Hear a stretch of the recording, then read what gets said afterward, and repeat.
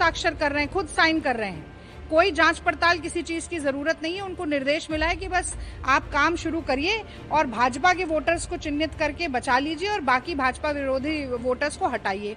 और इसी श्रेणी में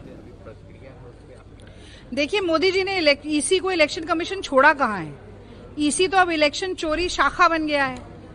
और यही बात आज देश के नेता प्रतिपक्ष राहुल गांधी जी ने बड़ी बेबाकी के साथ कही और वो पूरी तरह से सच है, क्योंकि इलेक्शन कमीशन बिहार में वोट की चोरी और चुनाव की चोरी कराने का षड्यंत्र पूरी तरह से रच चुका है। बार बार संवैधानिक संस्थाओं को हाथों की कठपुतली बनाकर नचाने का काम मोदी जी करते हैं, चाहे वो ईडी, सीबीआई और तमाम जांच एजेंसी हो या चुनाव आयोग हो। ये बात स्पष्ट हो गई। चंडीगढ़ में मेयर के चुनाव के समय तो हमने ट्रेलर देखा था, अब पूरी फिल्म जो है वो हमें बिहार के अंदर देखने को मिल रही है। एक वीडियो बहुत वायरल हो रहा है जिसमें हम देख पा रहे हैं कि बीएलओ जो हैं वो बिना किसी वोटर, बिना किसी मतदाता के फॉर्म खुद भर रहे हैं। वोटर लिस्ट सामने रख के स्वयं हस्ताक्षर कर रहे हैं, खुद साइन कर रहे हैं।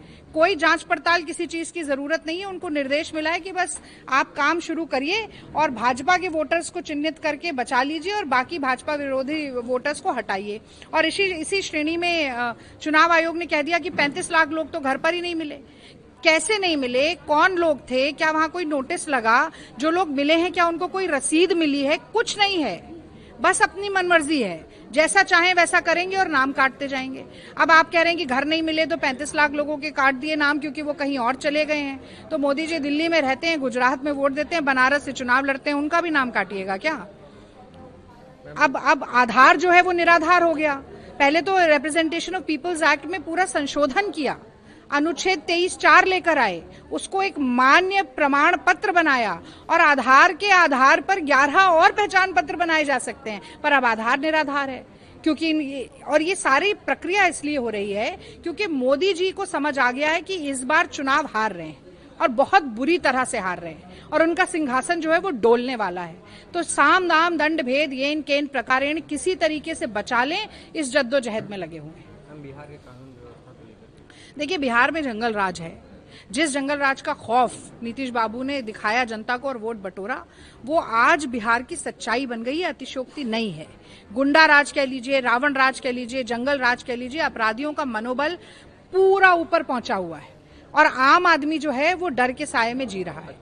हाँ, कहीं दिन दहाड़े कारोबारियों की हत्या हो रही है, दिन दहाड़े अस्पताल के अंदर घुस के संचालिका को मार दिया जाता है। और आज तो हद हो गई, बिहार की जो राजधानी है उसके सबसे बड़े अस्पतालों में से एक पारस अस्पताल में दिन दहाड़े पूरे कैमरे के सर्वेलेंस के भीतर आईसीयू में घुसकर गोली मारकर एक व्यक्ति की हत्या कर दी गई। वो इसी से पता चलता है कि पुलिस प्रशासन अपराधियों को संरक्षण देने का काम करता है, उन्हें बचाने का काम करता है और आम आदमी जो है वो बेचारा डर कर सिकुड़ कर रह रहा है। बिहार हत्या के मामले में, महिलाओं के खिलाफ अपराध के मामले में, अटेम्प्ट टू मर्डर के मामले में देश में दूसरे नंबर पर है। पहले नंबर पर भी भाजपा द्वारा शासित राज्य उत्तर प्रदेश है। बच्चियों के खिलाफ दुष्कर्म और यौन शोषण के केस तो दिन दूनी रात चौगुनी तरक्की कर रहे हैं। तो ऐसे में संवेदनशीलता दिखाने के बजाय एडीजी लॉ एंड ऑर्डर कहते हैं कि ये तो क्राइम का सीजन है, ये तो मौसम है ऐसा, क्योंकि अप्रैल मई में तो किसान खाली होते हैं तो यहाँ अपराध बढ़ जाते हैं। इस तरीके की संवेदन शून्यता दिखाना, एक पूरे समुदाय को जो कि देश का अन्नदाता है अपराधी घोषित करना और असली अपराधियों को इतनी ढील देकर रखना कि यहाँ पर कन्विक्शन रेट तो ना के ही बराबर है।